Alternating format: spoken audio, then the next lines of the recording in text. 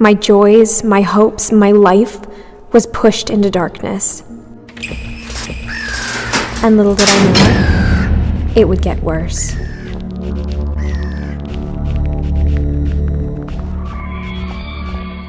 I was sent here against my will. I was told when I was 16 years old that I was going to see a therapist and I was going to get some counseling. My parents took me on a long drive and I was brought inside these gates, and there was a 12-foot fence with barbed wire, and I was brought into an office, and that is where I was told that I was going to be here for a year because I was a problem kid. I was taken away from my life. It was here at Victory where my soul was taken from me. I wrote Pieces of Victory as a vehicle to close down facilities that are abusing children, to spread awareness of what goes on behind the scenes in these lockdown wilderness programs, boot camps. Pieces of Victory is about love and hope and how I used my positive strength inside of me. I held on to a positive light to get me through the worst part of my life.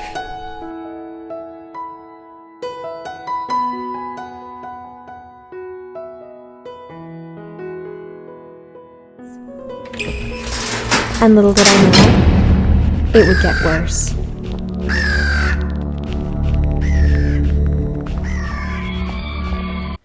My name is Jeneen Miller, and I am a survivor of a lockdown residential program.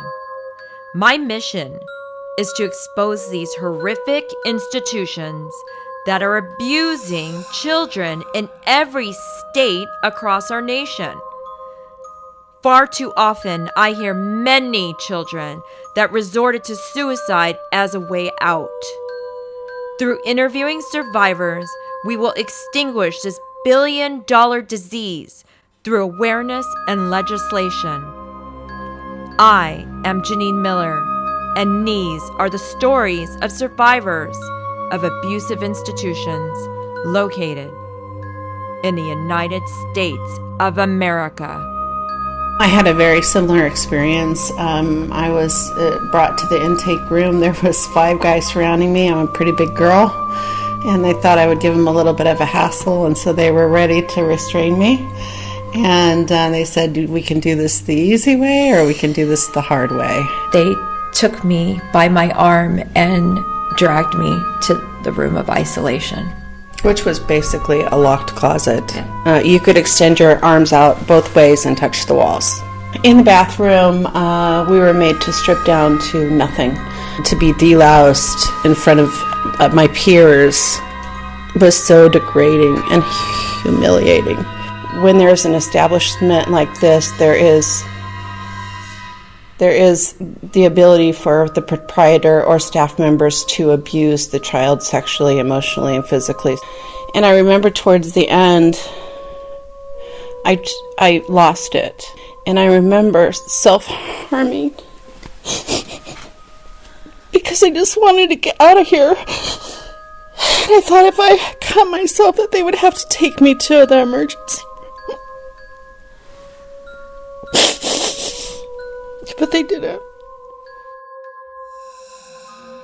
Shortly after my birthday, on December 2nd, I was asleep in my room, and these 2 men burst through the door, grabbed me out of the bed, and started pulling me down the hallway. And my parents were in the hallway, and I was yelling for them. And Dad said, "James, just go with them. They're going to help you."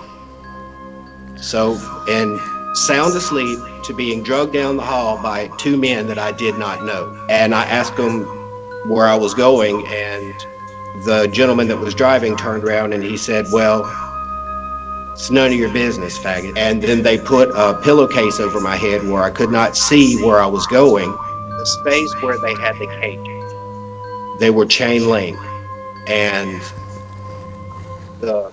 there were kids in all of them except for one. And they took me there. They took the padlock off of the little thing that opens the gate, and then they put me in. And they had already told me that their main goal was to break me mentally and spiritually, and that I was not allowed to say one word to anyone unless I was asked. That's awful. Well, I did speak to, after they left the room, I did ask the kid in the next cell over. I was like, what is this place? And the words no sooner than they left my lips, the lights brightened, and these three men came tearing into the room. They took my padlock off, they opened the gate, and this man walked in and just started beating me, hitting me with this huge Bible. That's awful. I started to fight back, and he yelled at me, "No demon, you will not resist."